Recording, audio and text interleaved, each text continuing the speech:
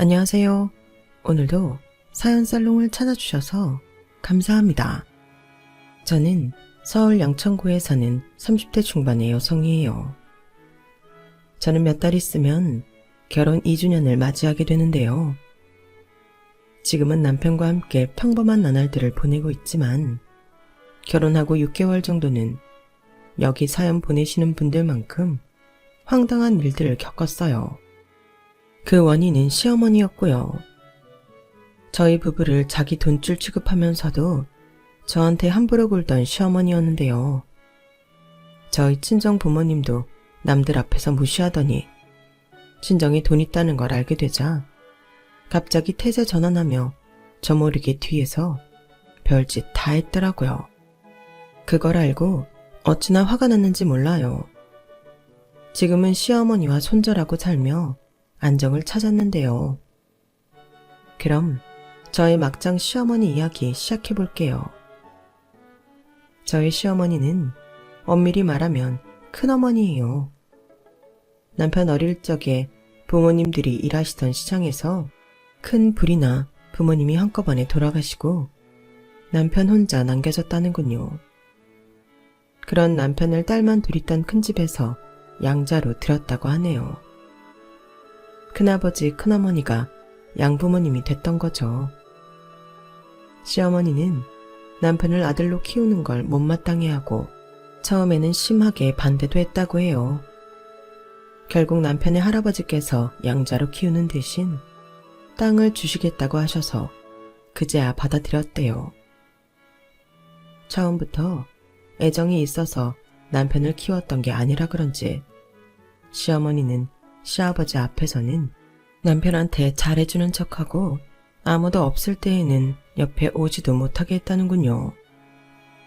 시어머니와 시아버지가 결혼을 하실 때 시어머니는 뭐든 최고급에 남들 안 쓰는 것만 좋아해서 시아버지도 그 문제로 시어머니와 많이 싸웠다고 해요. 남편의 누나들, 그러니까 시누이들도 우리 엄마는 좀 심하다며 고개를 절레절레 흔들었다는군요. 남편과 나이 차이가 많이 나는 시누이들은 둘 다 결혼 전까지 남편을 정말 귀여워해줬다고 해요. 하지만 그런 누나들도 결혼을 하고 해외에서 살게 되어 남편은 집에서 늘 외로움을 느꼈다고 하네요. 시아버지는 남편이 고등학생 때 아르바이트를 해서 용돈을 쓰는 걸 보고 시어머니가 남편을 구박하는 걸 어느 정도 눈치채셨다고 해요. 이건 남편이 해준 말이에요. 그때부터 시아버지가 남편한테 직접 용돈을 주고 생활비도 철저하게 관리를 했는데 그것 때문에 시어머니가 난리가 나서 가출도 하고 한바탕 집안을 뒤집어 엎었다고 해요. 그 일로 시아버지는 스트레스를 크게 받고 쓰러지셔서 한동안 고생하시다가 돌아가셨다네요. 시아버지가 돌아가시고 유산을 제대로 관리 못한 시어머니는 돈을 흥청망청 쓰다가 남편이 대학 졸업해서 돈을 벌게 되자 갑자기 상냥하게 굴며 들러붙었대요. 남편은 그런 시어머니가 너무 싫었지만 그래도 자기를 키워준 것에 대한 보답이라 생각하고 계속 보살펴드렸고요. 같이 살지는 않았지만 생활 전반적인 걸 다 지원해드렸다고 했어요. 저와 남편은 회사 선후배로 만나서 처음에는 아무도 모르게 비밀 연애를 하다가 결혼할 즈음에 커플인 걸 공개했어요. 회사 내에서 사귀는 게 알려지면 이러쿵저러쿵 뒷말이 많거든요. 저희가 처음 사귈 때에는 결혼까지 가게 될 줄 몰라서 더 비밀로 하려던 것도 있었어요. 저한테 프로포즈 하기 전에 남편은 정말 많이 망설였다고 해요. 실제로 남편이 저에게 결혼하고 싶다면서 이렇게 말하기도 했고요. 미영아, 너도 알지? 우리 어머니 어떤지. 내가 얘기 많이 했잖아. 나 정말 미영이 너랑 결혼하고 싶은데 어머니가 걸려서. 너한테 어떻게 하실지 감도 안 잡힌다. 뭘 걱정하는지는 알겠어. 근데 그 걱정보다 나랑 결혼하고 싶은 마음이 더 큰 거잖아. 나는 그 마음이면 돼. 그러니까 우리 결혼하자. 내가 오빠 마음고생해도 위로받게 해줄게. 어때? 좋지? 저희 말에 남편은 어린아이처럼 울음을 터뜨렸고, 저는 그런 남편이 너무 안쓰러워 부둥켜 안고 같이 울었네요. 시어머니는 남편이 생활비를 보내면 정확히 2주 만에 전화를 해서 요즘 물가가 얼마나 올랐는데 그 돈 갖고 한 달을 어떻게 사냐는 둥 별별 우는 소리를 다 해가며 남편한테 계속 돈을 뜯어내고는 했어요. 저도 그런 통화를 하는 걸 실제로 들은 적도 있고요. 그래서인지 남편은 제가 결혼하자고 한 걸 굉장히 고마워했어요. 내가 무슨 복으로 미영이 너처럼 좋은 사람을 만나나 모르겠다. 무슨 복이라니. 오빠가 더 좋은 사람이야. 내가 뭐 아무나 하고 결혼하겠다고 할까봐? 우리 재미있게 잘 살자. 고마워 미영아. 내가 진짜 잘할게.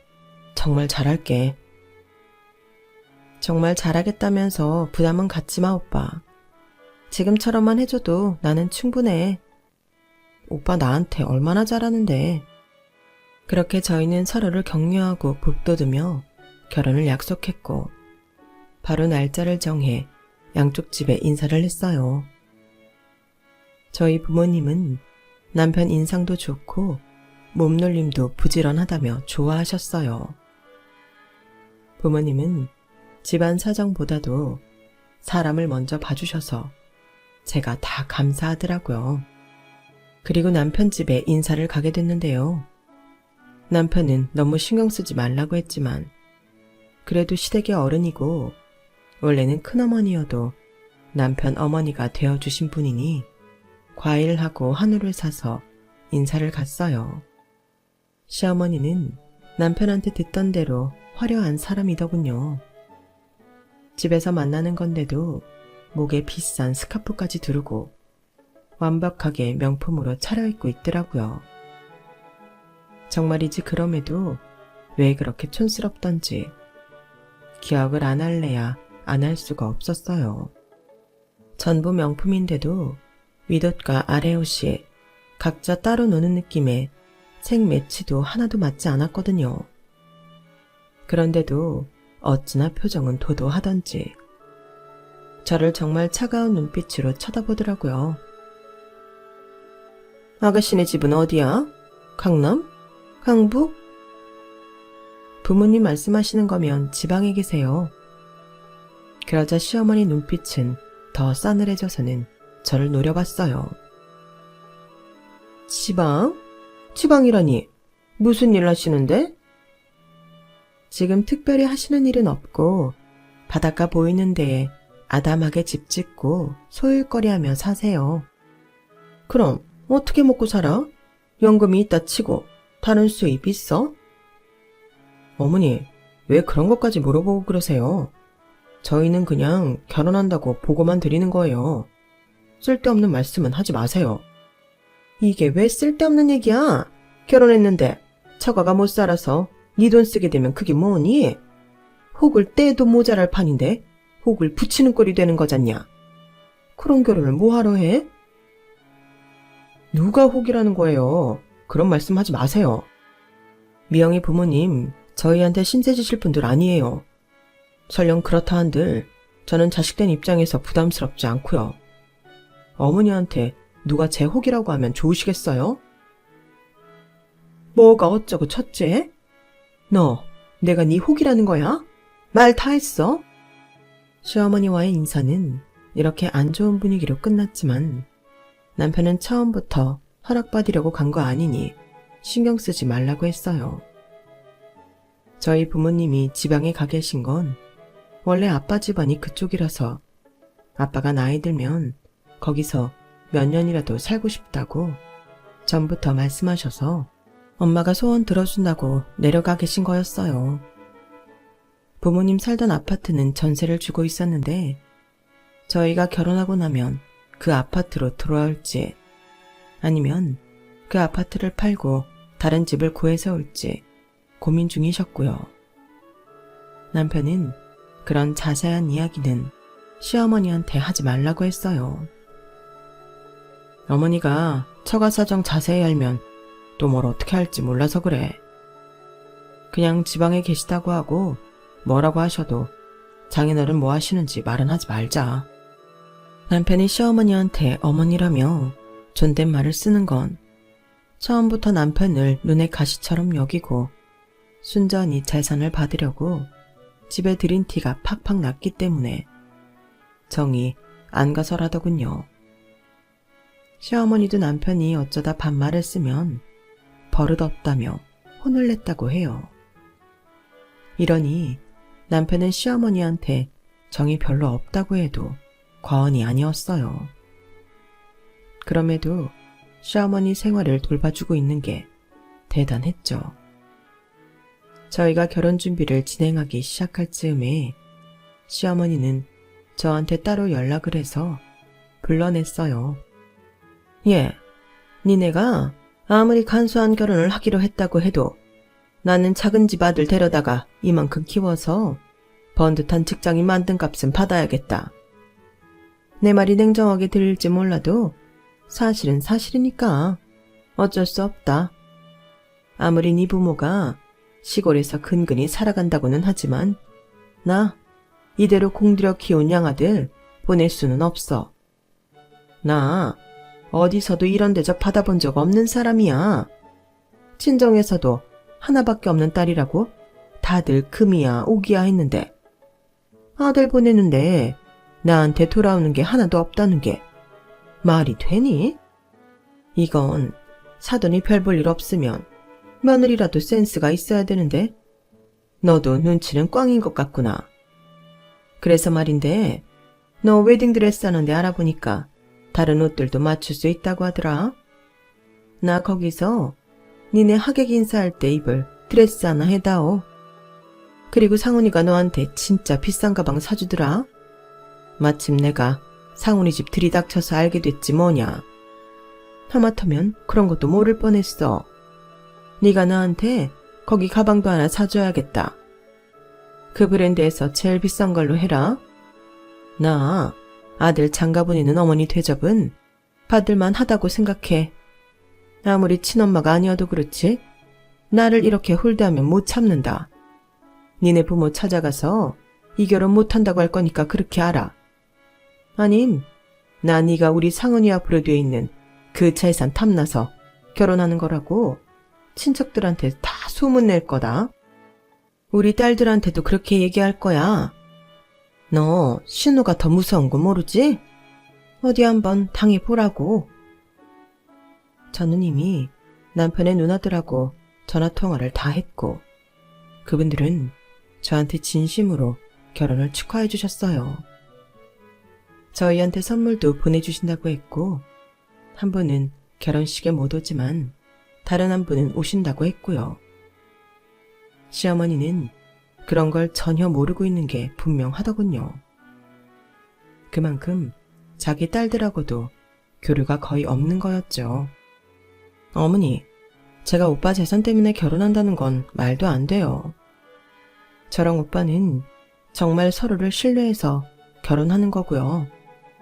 저도 어머니한테 저 힘 닿는 대로 뭐라도 해드리려고 준비 중이에요. 그런데 하객 인사 때 양가 어른들은 대부분 한복 입으시잖아요. 드레스는 좀 어려울 것 같고요. 가방도 가격이 제 여력이 되지 않으면 그보다 조금 낮은 걸로 해드릴 수도 있어요. 그건 양해 부탁드릴게요. 라고 말하고 정중히 인사하며 일어나는데 시어머니는 제 얼굴에 컵에 있던 물을 확 뿌리더라고요. 정말이지 드라마에서나 보던 일을 직접 겪으니 어안이 벙벙하고 이게 꿈인가 싶어 말이 안 나오더군요. 너 내가 우스워? 내가 상훈이 친엄마 아니라고 이러는 거지? 친엄마는 아니어도 내가 걔 큰엄마야. 양엄마이기도 하고. 근데 네가 감히 나를 이렇게 업신여겨? 너 이럴 거면 상훈이랑 당장 헤어져. 이 결혼 못한다고. 진짜 어디서 이렇게 싸가지 없는 게 우리 집안에 들어오겠다고 거들먹거리는 건지 원. 부모가 돈이 없으니 딸까지 천박하게 키웠나? 니네 부모는 너한테 뭘 가르친 거야? 어른한테 어떻게 해야 되는지도 못 배웠어? 못돼 처먹은 것 같으니라고. 시어머니는 카페 안이 떠나가라 소리를 고래고래 지르며 저를 망신을 줬고 결국 직원이 경찰을 부를 수도 있다고 엄포를 놓고 나서야 카페를 떠났어요. 그런데 하필 그 자리에 저와 같은 부서 사람이 있었는데요. 카페에서는 모르는 척 자리를 비켜주던 그 사람은 회사에서 저한테 조심스럽게 이렇게 말했어요. 최미영 씨, 아까 그 사람 윤상훈 팀장 어머니 맞지? 나 윤 팀장은 정말 좋은 사람이라는 거 아는데 그 어머니 장난 아니다. 이대로 결혼해도 괜찮겠어? 아무리 내가 남이라지만 너무 걱정스러워서 그래. 걱정해줘서 고마워요, 선배. 근데 괜찮아요. 저 모르고 결혼하는 거 아니고 저도 다 대책이 있거든요. 제가 잘 설명을 했지만 그분은 정말 걱정이 됐는지 결국 그날 있었던 일을 남편한테 말했고 남편은 화가 단단히 났어요. 내가 진짜 어머니 무슨 사고 칠지 조마조마하기는 했는데 선을 넘어도 너무 넘으셨네. 미영아, 어머니가 그러는 거 절대 그냥 넘어가지 마. 나한테도 다 말하고 어머니가 너한테 어떻게 했는지 나는 알아야 되지 않겠어? 나 너랑 결혼하는 거 어머니 그런 말도 안 되는 심술 받으라고 하는 거 아니야. 난 어머니가 너 손끝 하나 못 대게 할 거라고. 그러니까 앞으로 무슨 일 생기면 혼자 넘기지 말고 꼭 얘기해. 나랑 어머니 사이 걱정하는 거라면 그럴 거 없어. 그럴 만큼 돈독한 사이 아니니까. 알았지? 많이 놀랐지? 스트레스로 힘든 건 아니야? 잠은 잘 자고. 괜찮아. 뭘 그 정도로 잠을 못 자고 그러겠어. 나 멘탈 튼튼해. 걱정하지 마. 아무렇지도 않아.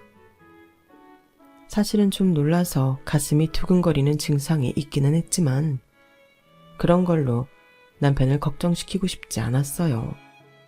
또 시간이 지나면 나아질 증상이기도 했으니깐요.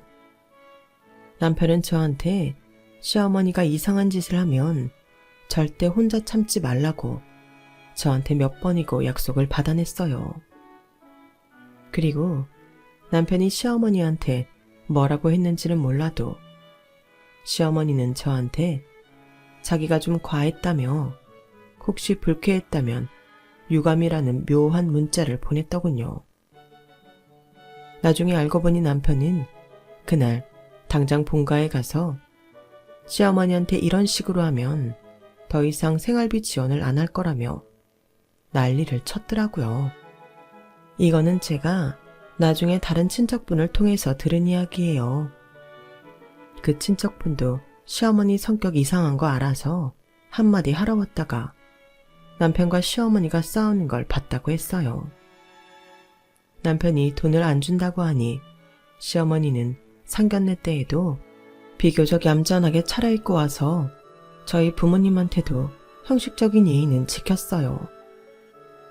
물론 깔보는 듯한 눈초리로 쳐다보며 부모님 차림새까지 일일이 훑어보기는 했지만요. 그리고 조용히 잘 지나가나 싶었는데 결혼을 며칠 앞두고서 다시 저를 찾아와서는 이렇게 말했어요. 너 잘 들어. 상훈이가 나한테 주는 돈은 절대 간섭하지 마. 네가 상훈이랑 결혼한다고 상훈이 지갑까지 네 것처럼 쥐고 흔들지 말라는 뜻이야. 만약에 상훈이가 나한테 주는 돈이 줄거나 이상한 낌새 보인다 치자. 나 그 길로 네 부모 찾아가서 집안 쑥대밭 만들 테니까 그렇게 하라. 어디서 없는 집에서 기어들어와서 소문 주지 못할 망정 나한테 주는 돈까지 간섭이나 하다 들면 정말 큰 코 다칠 줄 알아? 그리고 너 이참에 너는 나한테 한 달에 얼마씩 줄 건지 말해라. 내가 이 결혼 얼마나 못마땅해 하는지 알지? 그래도 내 손으로 밥 먹어 키운 애인데 남의 집 멀쩡한 자식 데려가면 나한테 도리는 해야지. 100만 원이 힘들면 70만 원이라도 다오. 너 내가 말한 드레스도 안 했고 가방도 안 샀잖아. 나한테 해준 화장품 세트도 국산이잖아. 나 이런 거 써본 적 없어. 가방도 네가 산 것만도 못한 거 해줬고. 그러니까 내가 최소 70만 원씩은 받아야겠다. 지금 이 자리에서 그 약속 못하면 내가 결혼식장 깽판 쳐버릴 테니까 그런 줄 알아. 제가 어머니한테 용돈 드리는 건 제가 할 수 있는 선에서 할게요. 그걸 못 받아들이시고 결혼식에서 뭐 해보시겠다 하면 저도 가만히 있지 않아요. 사설 경호업체 섭외할 거고요. 어머니가 이상한 행동 할라 치면 바로 내보내게 만들 테니까 그렇게 하셨으면 좋겠어요. 저라고 시어머니한테 이렇게까지 하고 싶겠어요? 그런데 결혼을 망치겠다는 말씀을 서슴없이 하시니 저도 별다른 도리가 없어서 이러는 거예요. 시어머니는 먼저 자리에서 일어나 나가는 저한테 오만 욕을 다 퍼부으며 소리를 질렀지만 저는 아랑곳하지 않았어요. 여태껏 키워줬다는 핑계로 남편한테 빨대 꽂았던 시어머니한테 용돈 같은 거 정말 보내고 싶지 않았지만 제가 그렇게 하면 남편을 덜 괴롭힐 것 같아서 저 스스로가 정한 일이었네요. 저는 남편이 결혼을 계기로 시어머니의 성화에서 조금이나마 자유롭기를 바랐어요. 하지만 그럴 시어머니가 아니었죠. 시어머니는 주말마다 전화를 해서 저희가 뭘 하는지 캐물었어요. 주말이라고 어디 놀러들 다니지 마라. 돈 함부로 쓰지 말라고. 나한테 줄 돈 없다는 애들이 쏟아낼 돈 있는 건 아니지? 니네 어제 뭐 했냐? 니 SNS 보니까 음식 사진 올라왔던데 또 뭐 시켜 먹은 거야? 돈 함부로 쓰지 마. 웬만하면 해먹어. 그런 식으로 돈 쓰면서 나한테 돈 못 보낸다 소리하지 말고 니들이 할 도리 하고 사 먹던지 놀러 가던지 해야 될 거 아니야. 어디서 그렇게 비싼 음식을 시켜 먹고 그래? 시어머니는 제 SNS를 보고 알았다고 했지만 갸우뚱하더군요. 왜냐하면 SNS에는 그 음식을 어디서 주문했는지 얼마짜리인지는 전혀 올리지 않았고 사진만 올리고 맛있다고 쓴 게 전부였거든요. 그리고 저희가 어디 바람이라도 쐬러 가자고 말이라도 꺼내면 바로 전화해서 다니지 말라고 단속하는 것도 이상했어요. 하루는 남편이 퇴근 후에 저더러 저녁 먹으며 이야기 좀 하자고 했어요. 어머니, 어떻게 우리가 놀러갈 계획을 세울 때마다 아시는 건지 명희 너는 이상하지 않아? 나 그래서 오늘 우리는 나오고 집에 사람 불러서 이것저것 탐지하는 중이야. 탐지라니? 그게 무슨 소리야? 설마 어머니가 우리 집에 무슨 도청 같은 거라도 설치했다는 소리야? 그건 너무 나간 것 같은데 아무려면 어머니가 그런 것까지 했겠어. 나는 충분히 그럴 수 있을 거라고 생각하는데 아니면 어떻게 우리가 여행 계획뿐 아니라 잠깐 교회 가려고 하는 것까지 다 아는 것처럼 바로 전화해서 못 가게 하는데 이거 아니면 답이 안 나와. 뭔가 심어놨다고. 남편의 말은 사실이었어요. 업체에서 나와 조사한 결과 저희 집 벽걸이 TV 근처 콘센트에서 장치를 찾아냈거든요. 저희 결혼하고 딱 한 번 시어머니가 집에 온 적이 있는데 그때 선물이라면서 테이블을 업체 직원이 가져왔었거든요. 그 업체 직원이 장치를 설치했을 수 있겠더라고요. 남편은 장치를 들고서 바로 시어머니를 찾아갔어요. 아무리 자식집이라도 이러는 건 불법이에요. 제가 문제 삼으면 어머니 경찰서 가셔야 된다고요. 어머니, 뭐 때문에 이런 것까지 설치해서 저희를 감시하시는데요? 왜요? 저희가 어디 놀러 가는 게 그렇게 안 입고 오세요? 그래서 이걸로 듣고 있다가 저희 어디 간다고 하면 바로 전화해서 아무 데도 가지 말라고 하신 거예요. 어머니 용돈 줄어들까 봐요. 솔직히 니들이 나한테 연락이 없잖아. 늘 내가 먼저 연락하지. 니들이 나한테 제대로 안부 전화라도 하니? 그러니 괘씸해서 내가 니들 뭐하고 사느라 그런지 들어보자 싶었다. 니들이 잘했으면 내가 이렇게까지 했겠냐고. 그리고 나한테는 돈 없다고 하면서 둘이서 펑펑 쓸 수도 있는 거 아니냐? 결혼했다고 마누라한테 휘둘릴 것도 걱정되고. 나는 네가 마누라 말만 듣는 상등신 같은 남편은 되지 않았으면 해서 그런 거야. 핑계 없는 무덤 없다고. 어머니가 언제부터 저를 그렇게까지 생각해 주셨다고 이러세요? 이거는 범죄예요. 제가 이번에는 그냥 넘어가는데요. 또 이런 비슷한 일이 생기면 가만히 있지 않을 거예요.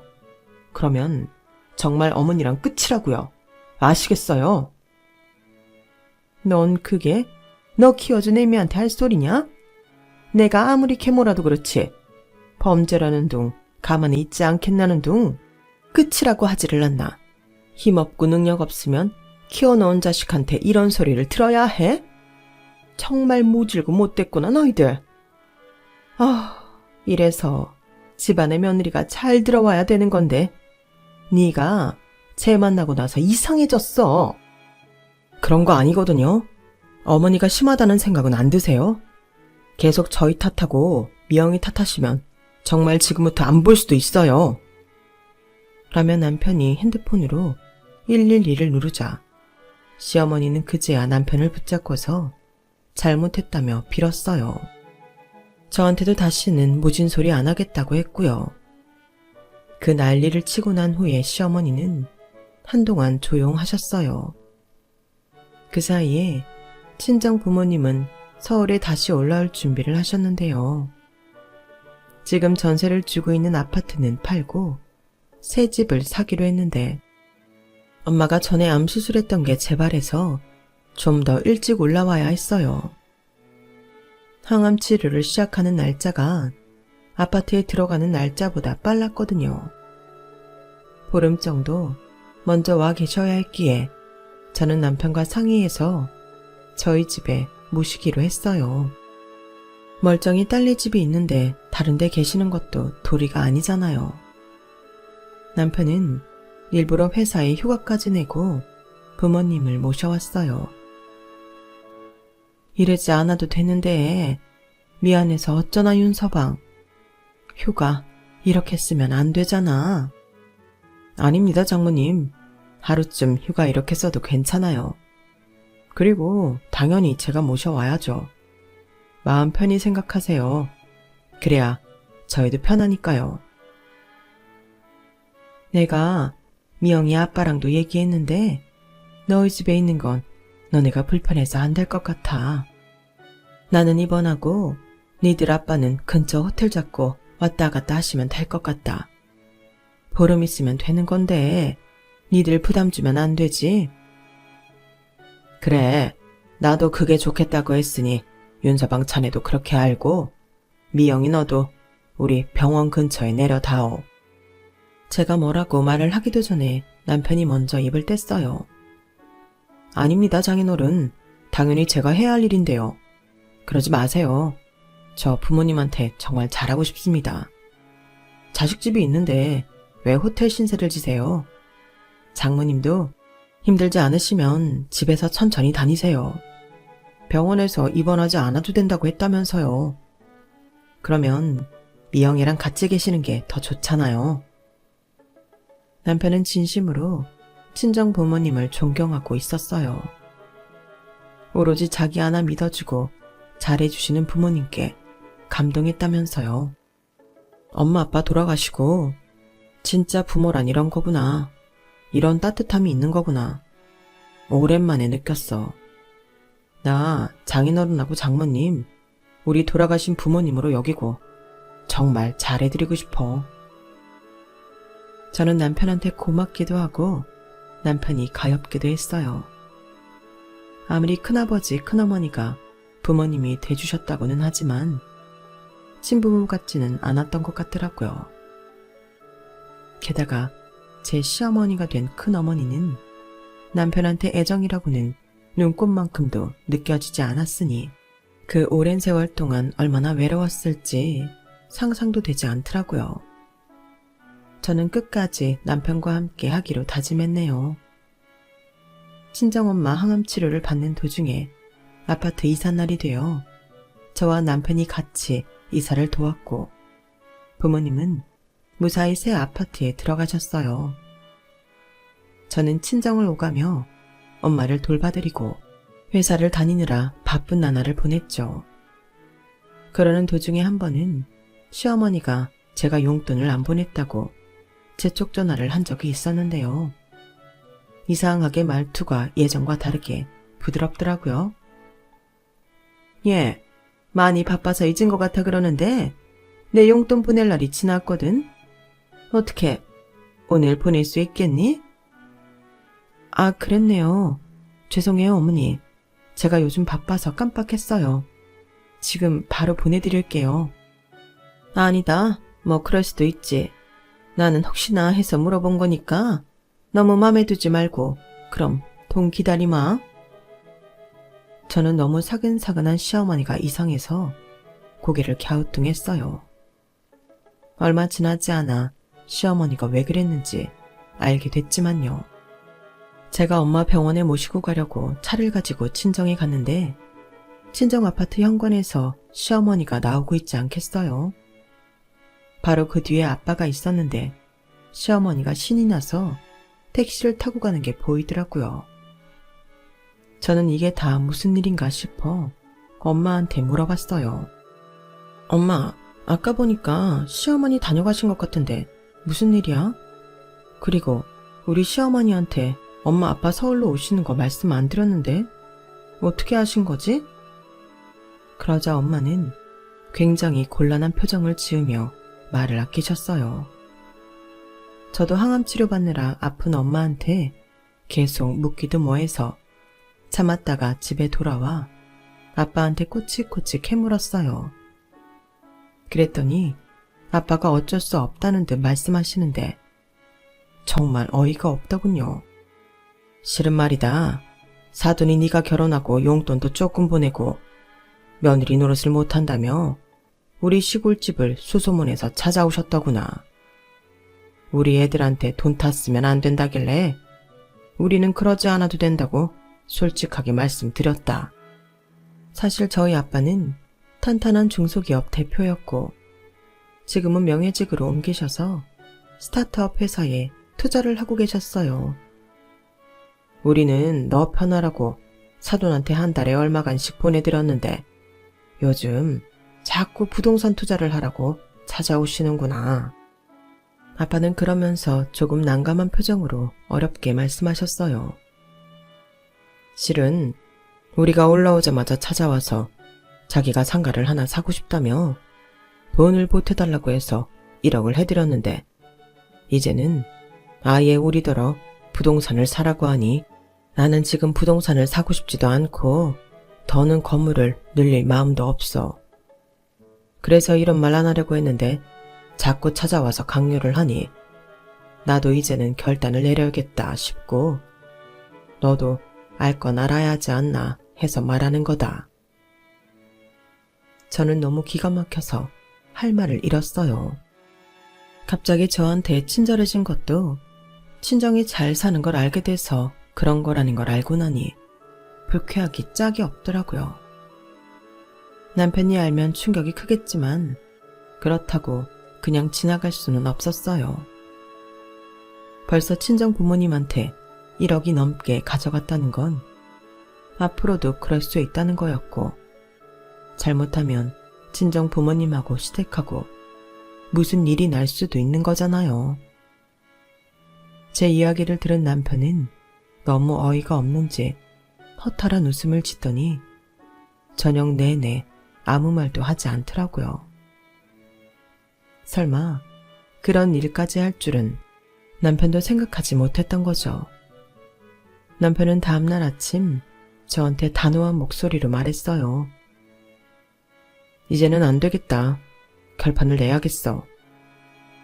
그리고 저희는 시어머니가 아빠한테 부동산 중개업자를 소개해 주겠다며 나오라고 강요했다는 말을 듣고는 그날 그 자리에 나타났어요.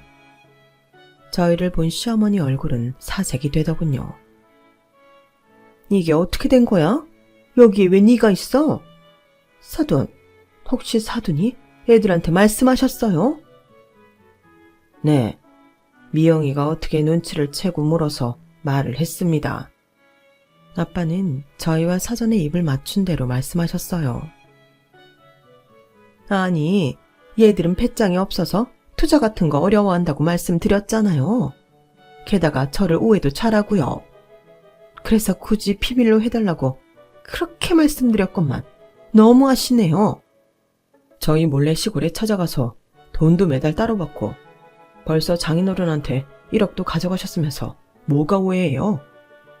어머니, 제가 매달 드리는 생활비에 미영이가 적지 않은 돈 드리는데 우리가 오해하고 말고 할 게 뭐 있어요? 어머니가 결혼 전부터 미영이한테 한 게 있는데 저희가 어머니 말씀을 믿겠어요? 제가 어머니를 몰라요? 그런 식으로 여태껏 장인어른 속이신 거죠. 이제 더는 안 되겠네요. 제가 예전에 분명히 말씀드렸을 텐데 잊으신 건 아니겠죠? 어머니, 저 어머니랑 인연 끊습니다. 어제 외국에 있는 누나들한테도 미안하다고 다 전화했어요. 오히려 누나들이 미안해하더라고요. 상훈이 너 결혼하고 이렇게까지 변할 수 있는 거냐? 내가 뭘 어쨌다고 그래? 나도 말년에 상가 하나 갖고 있으면 니네한테 아쉬운 소리 안 하고 궁색하지 않아 좋잖니. 너는 내가 부자가 되는 게 그렇게 싫으냐? 그리고 난 사돈한테도 좋은 일 하려고 이러는 거다. 그런데 어떻게 나를 그렇게 나쁜 사람으로 몰 수가 있어? 뭐? 네 누나들도 네 편을 들어? 그년들은 외국 나가서 지혜미 한번 들여다 보지도 않는 것들이야. 여기서 걔들 이야기가 왜 나와? 오죽하면 그러겠어요. 그러니 이제 그만하시고요. 저 진짜 이제 어머니 안 봅니다. 아버지가 남겨주신 그 집은 건드리지 않았으면 해서 제가 우리 아이 태어나면 쓰려고 미리 모아둔 적금하고 제 보험 다 해지했어요. 이거 드리는 게 마지막이고요. 이제 저와는 끝내요, 어머니.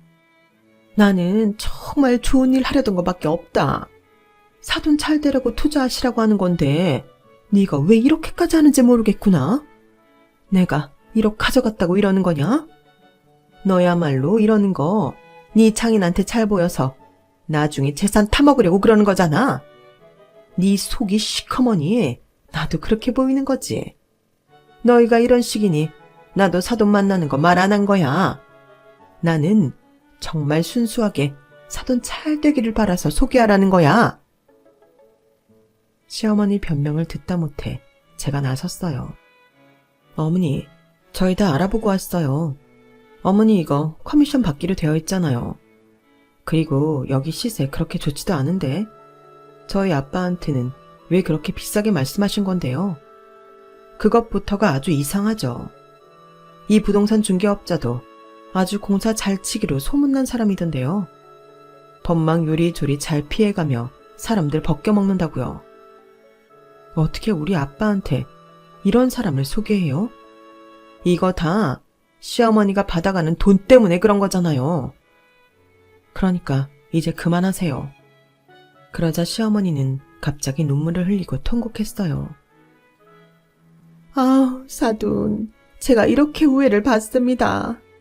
힘들게 아이 키워서 제가 효도도 못 받고 이게 뭡니까? 언제 날 힘들게 키웠어? 나한테 뭐 해준 게 있다고? 오죽하면 아버지가 돌아가시기 전에 당신한테 돈 한 푼 안 맡겼을까? 말이 되는 소리를 해. 남편이 버럭 소리를 지르자 시어머니는 놀라서 울음을 뚝 그쳤어요. 나 당신한테 용돈도 못 받아서 고등학교 때부터 아르바이트 했어. 그걸 보고 아버지가 나한테 몰래 용돈 주셨다고. 당신은 내가 시험을 보는지, 무슨 일이 생겼는지, 대학은 붙었는지 아무것도 몰랐잖아. 그래놓고 아버지 돌아가시고 재산 다 거덜내고는 나한테 들러붙었잖아. 나 여태껏 그런 거 다 참고 넘어갔는데 처가한테까지 들이대고 명예 자꾸 모함하는 거 진짜 못 참겠어. 내가 말했지? 당신하고 끝이라고. 큰어머니, 지금까지 정말 지긋지긋했습니다. 그러니 이제 끝냅시다. 앞으로 저랑 미영이도 돈 안 보냅니다. 남편은 단단히 못을 박았고 그 길로 저희 아빠를 모시고 그곳을 빠져나왔어요. 시어머니는 너무 놀라서 아무 말도 못하고 저희를 쳐다보기만 하더군요. 남편은 정말 시어머니 연락처를 다 차단했고 저희 신혼집도 내놓고 이사갈 곳을 알아봤어요. 그뿐 아니라 변호사를 찾아가 호적 정리까지 상담하더군요. 시어머니는 그제야 큰일이 났다는 걸 깨닫고는 저희를 찾아와서 미안하다며 다시 잘해보자고 했지만 남편은 꼼짝도 하지 않았어요. 그 뒤 시어머니가 저희 이사가기 전집 앞에서 행패도 부리고 난리도 쳤지만 저도 남편도 더는 시어머니한테 끌려다닐 수 없다는 생각에 꿈쩍도 하지 않았죠. 결국 저희는 이사를 했고 남편은 호적을 정리했어요. 모든 게 일단락된 날, 저는 남편 손을 잡으며 위로했어요. 고생했어 남편. 우리 이제 조금이라도 편하게 살아보자. 제 말에 남편은 눈이 그렁그렁 하더니 닭똥 같은 눈물을 뚝뚝 떨어뜨렸어요. 어찌나 짠하던지 제가 더 많이 울어버렸네요. 그렇게 저희는 시어머니와 연을 끊고 살게 되었네요. 친정에서도 시어머니 연락을 받지 않았고요. 시어머니는 친척들한테도 냉대를 받으며 혼자 살다가 결국 얼마 전 집을 팔고 지방으로 내려갔다는 소식을 들었어요. 저희가 지원을 끊은 후로도 계속 돈을 펑펑 쓰고 친척들한테 꽤 민폐를 끼쳤다더라고요. 저와 남편은 생전에는 시어머니를 보지 않겠지만 돌아가시고 나서 장례랑 제사는 모시기로 했어요. 그게 저희가 할 수 있는 최소한의 도리인 것 같아서요. 지금은 이제 얼마 안 있으면 태어날 저희 아이를 기다리며 행복한 시간을 보내고 있네요. 그럼 지금까지 제 이야기 들어주셔서 감사해요. 항상 건강하시고 행복하세요. 여러분, 사연 댓글에 응원과 현명한 조언 부탁드려요. 좋아요와 구독은 저에게 큰 힘이 됩니다. 오늘도 좋은 일 가득하세요.